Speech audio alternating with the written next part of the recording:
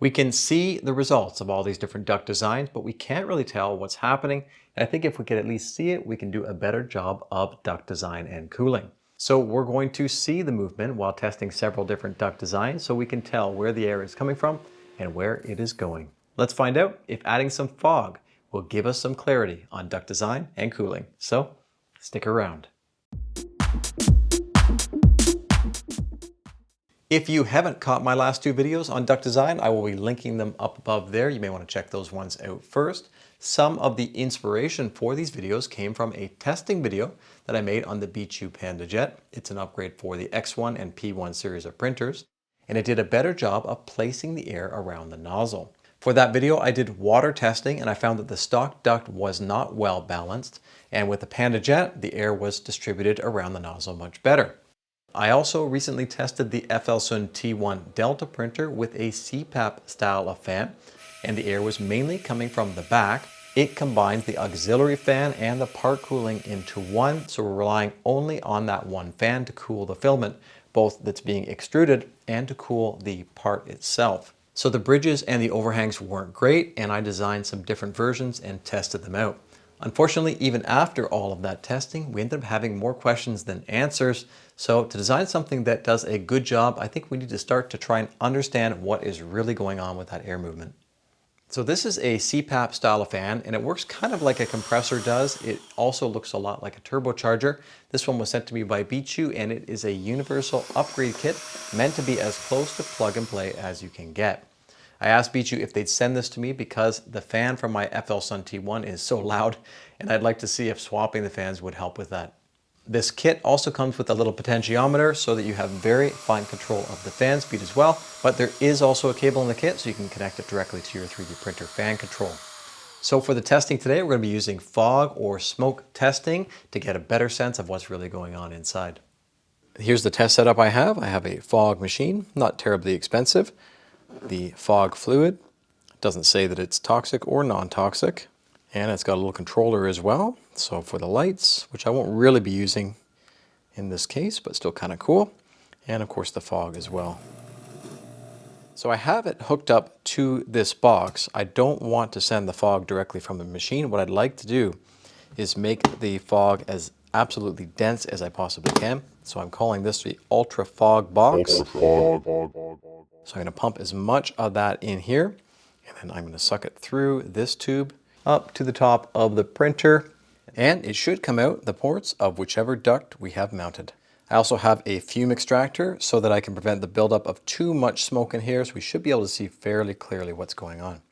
So for the test subjects, I have the stock duct, I have a single duct, I have the double opposing, I have the double offset, I have the triple, which is offset but still slightly pointed towards the nozzle, and then I have the Medusa, which seems to be the best performer so far. I also have a few little test sample prints that I painted black. These are matte black, and we'll be using those for the smoke testing as well. Now, because I'm so limited on what I can shoot in the printer, I also have this test setup, which is, yes, part of an Ender 3 version 2, and I've mounted this CPAP style fan to it. It also comes with this pretty cool filter, and I will feed the smoke into here, and then at the other end I will attach the duct, and we should be able to get different angles of the smoke coming out. Let's start with the stock duct. This one has these relief cutouts in the back. Still not exactly sure why they're there. I'm going to turn the fan down to 30%. It's going to slow the movement of the air, so hopefully we'll be able to see a little bit better what's going on. There is a lot of air being directed down, far more than I was expecting. And if we look from the side, we can also see that there's some movement towards the front. Those relief ports at the back of the duct seem to be pushing air out and slightly down and forward. They don't seem to be pulling air in. There was some thought that they would allow the increase in air speed for the two ports directed towards the nozzle, but I don't really see how that's possible in this case. I also tried a test using the black disc and the overhang samples, but I didn't have enough light coming through to see what was really happening, so I chose to use the glass instead.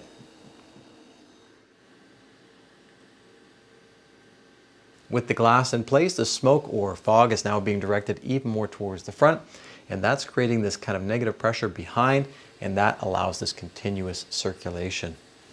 This fog mixture creates a big mess all over the printer, inside the fan, and the tubes, and the ducts, and everywhere that you can possibly think of, it is spewing this glycol water mixture. This benchy test was really just to see if there's any air being disrupted, and it does seem to be towards the right-hand side more so. This duct is really tough to see what's going on in this printer since it directs air towards the front where I have the camera. I think we're going to need to have a closer look on the next test.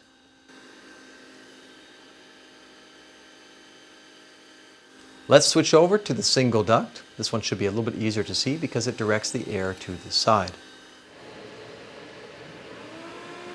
Yeah, this is nice and clean. It looks like pretty good placement of the air. It's a very steady flow. It's creating a lot of air movement inside the printer as well. Now this one is a slightly modified version from what was shown in the previous videos. I've widened the mouth and I've also narrowed it in the height a little bit. I've also brought it down just slightly towards where the center of the nozzle would be so that the air comes to the bottom of the nozzle rather than hitting the nozzle directly. Now for the glass test, I am a little bit high on this test. It should have been another millimeter lower. You can see that the stream is hitting the glass, and then after the nozzle, it's coming up slightly. There isn't much movement of the smoke below the glass, but there is lots of movement above. Now for the benchy setup, in this configuration, we can see that there isn't much of an impact at all to that stream. It's still very steady, and there's lots of air movement around it.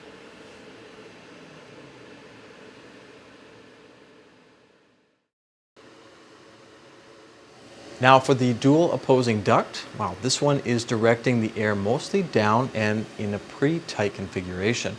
The air seems to be placed nicely just below the nozzle as well. There is some air movement in the chamber, but it doesn't look nearly as close to what we had in the previous single duct test. Again, it's kind of hard to tell on this test with the glass because the air can't move down, so it has to move out and towards the front and the back, towards and away from the camera where it's hard to pick up.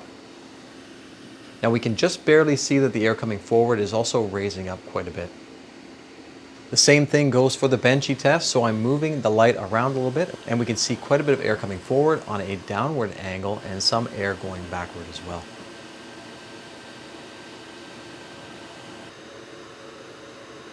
This is the dual offset duct, and what is going on here? Within just a few seconds, the entire chamber is filled with smoke. I also tried turning the fan speed down, and that helped just a little bit.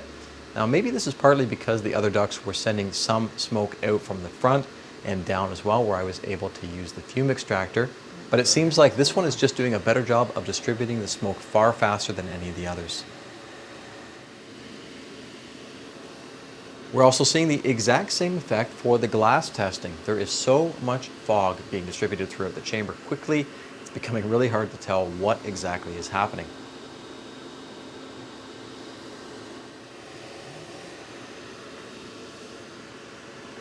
And for the benchy test, we're seeing the exact same thing again, except in this case, the two streams are acting similar to the single duct, and they're sending air beyond the part without too much disruption.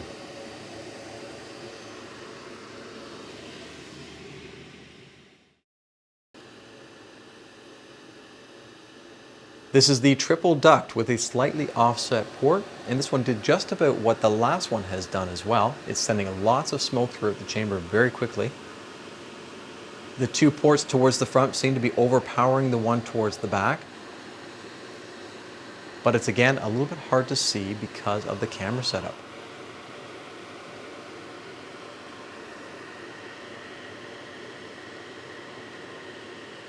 Like the dual offset, there's a lot of fog, but for this one, the air is hugging the glass better and spilling over the edge rather than coming back up and away from it.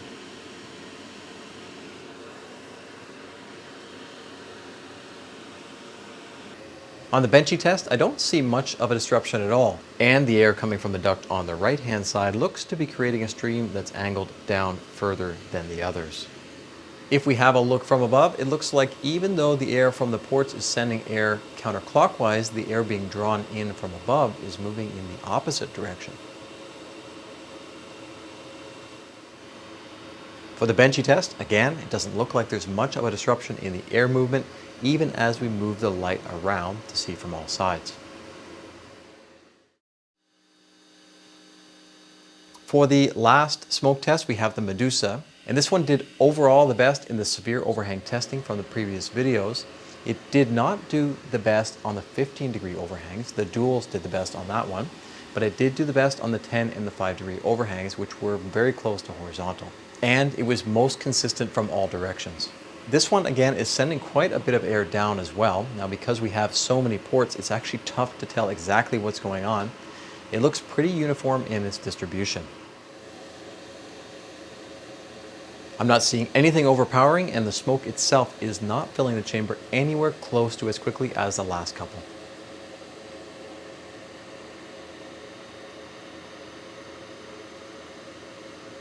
For the glass test, we're seeing an even movement of air away from the nozzle and the effector, and like the dual opposing version, there is a lot of air movement up as it moves away in all directions.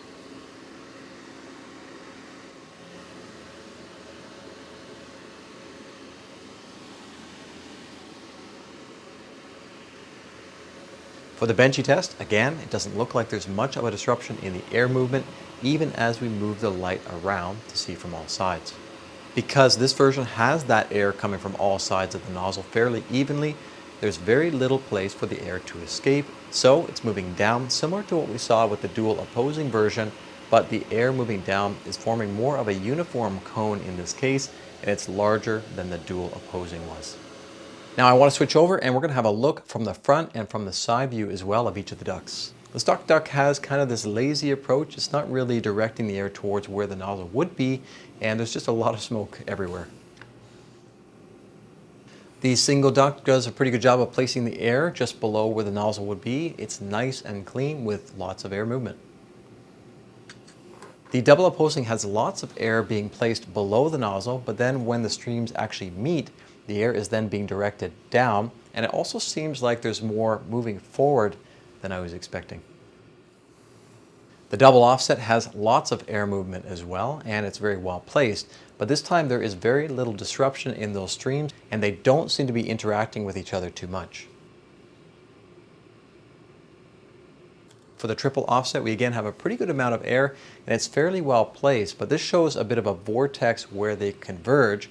But when there's actually going to be a print going, it's not going to be able to do this. There's also a fair amount of movement down, but this might be because of the interactions of those streams. For the Medusa, it's very consistent from the front and also from the side. Again, lots of air seems to be moving down. I'm also getting the sense with this one that it's a bit restrictive and maybe there's a way to move a bit more air with it. We're doing fog testing, but I also wanted to do a little bit of water testing. Now, normally when we do water testing on a 3D printer, we're doing it in a beaker like this, filled up quite high, trying to get that nozzle and the duct pretty close to the top of the water, which is really difficult to do because as soon as you turn the air on, water starts to spew all over the place, and the test really isn't very representative of what is actually happening. So here I have a larger dish. I've put some food coloring in, and I went to the dollar store and I picked up some beautiful sparkles, a lot of different variety here. I think I'm going to be using probably the one that's most reflective, which is the silver, but we'll have to give this a try. I put some sparkles in here. Now hopefully these sparkles can give us a good indication of what's happening after the air comes out and some type of movement, whether it's a cyclonic type of movement or if it's just straight pushing to one side. For this test, I'm not going to turn the fan up too high. It's just going to be too powerful.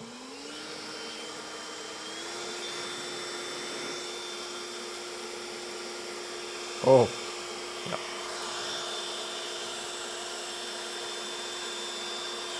Sparkles everywhere. Oh no. All right, let's start with the stock duct.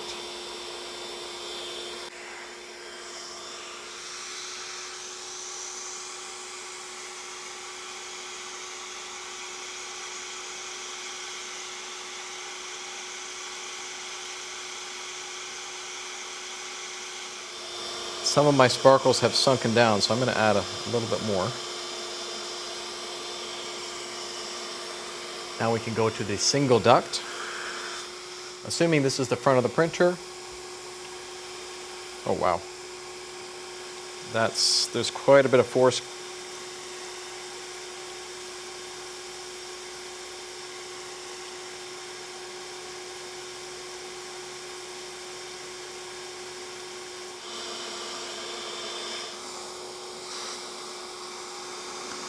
Now, something I didn't realize before, I could feel a lot of air coming from the front. It was hard to tell from the back. Because of the way that these ducts are coming around, still the majority of the air is coming out forward.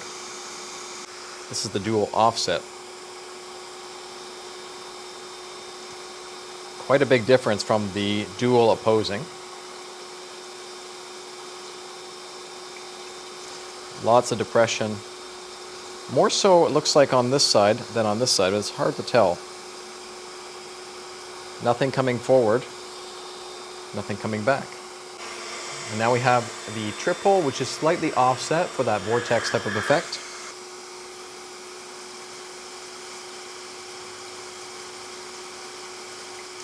Interesting. Do see a little bit of a vortex in the middle. Let's see if we can visualize that a bit better.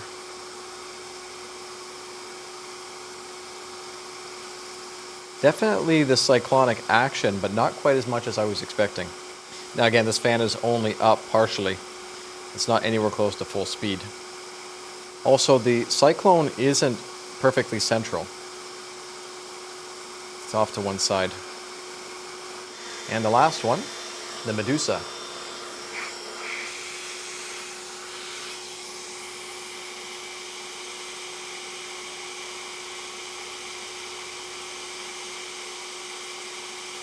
Again, that cyclonic action going on.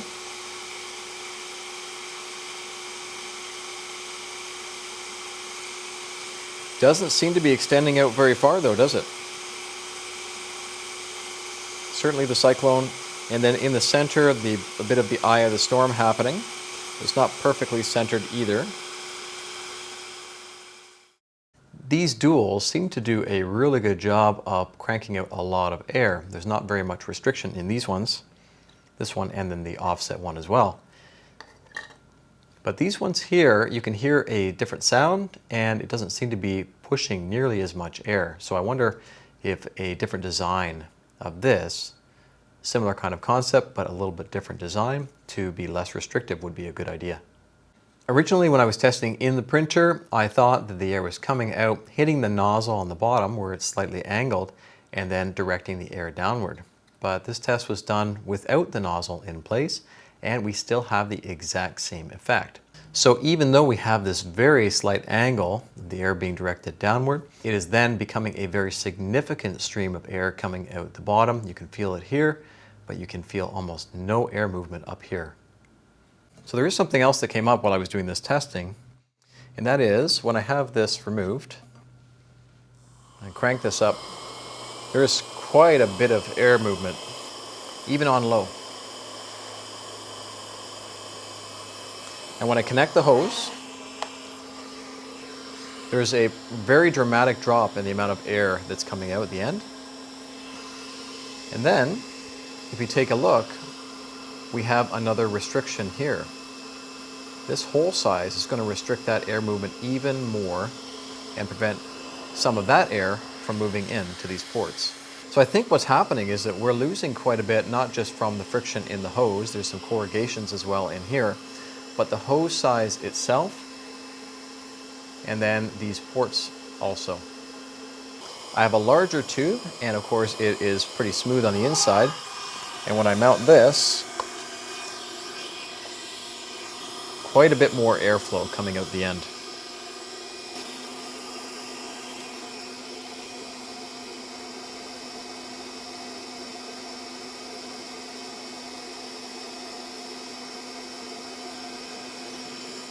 So there were a few things that I took from all this testing, but if you saw something that is strange or maybe unexpected, please let me know as well in the comments. For me, the main takeaway for this set of tests is that fog testing creates a terrible mess. I also didn't really find that the fog was as clear as I had hoped it would be. Now I know that we're using it on such a small scale with these tiny ducts, and maybe we need to scale them up 2 or even 3 times the size for a better idea. The fog testing does show how much air around the duct is also moving and in which direction. It's also far more movement than I thought. And I think that information can be helpful as long as we can attribute that air movement to better overall cooling. Now I'm not done with fog testing, I just think it needs to be a little bit more refined. I also wanted to do fog testing on a real 3D print, but I'm having a very difficult time to try and figure out how I can get the lighting just right. There's a much bigger difference than I expected in seeing how much air is moving and where the air is being placed on each of these different duct designs. If these streams also meet, the air wants to go down or it wants to go forward. And it's not because of their interaction with the nozzle like I originally thought, but it's because of the air being directed slightly downward from the start. Now where they don't meet, the air can easily pass across, and that seems to promote very quick distribution of air in the print chamber like we saw with the offset designs. I found that the ducts with more ports and smaller mouths are quite a bit more restrictive, and they are moving quite a bit less air overall. That said, they seem to make up for it a bit because they're able to do a better job of placing the air around the nozzle to cool that extruded filament more quickly and more evenly from each side. The hose itself for the fan is far too long and too restrictive. It's also too small, and the opening into the duct itself is even smaller. It doesn't make much sense to me to have a fan with this kind of potential only to then restrict it. A different type of hose with the exact length needed might do a better job to help with this. Unfortunately, I don't have all the answers to what makes the best duct design. I only know that there's still a lot of room for improvement. I have a few ideas of my own, but I think there's a lot of people who know far more than I do on the subject, so I have an official challenge for anyone who wants to compete, and there will be several real prizes. For all of the details on that challenge, you can click up here for the official video. I also like a good competition, so I'm going to continue to work on a duct design for that competition, and hopefully you guys can blow my design out of the red sparkle water. As always, thank you to each of my patrons for helping to support this channel and making these videos possible. And of course, if you want to help support this channel as well, we have a link down there below.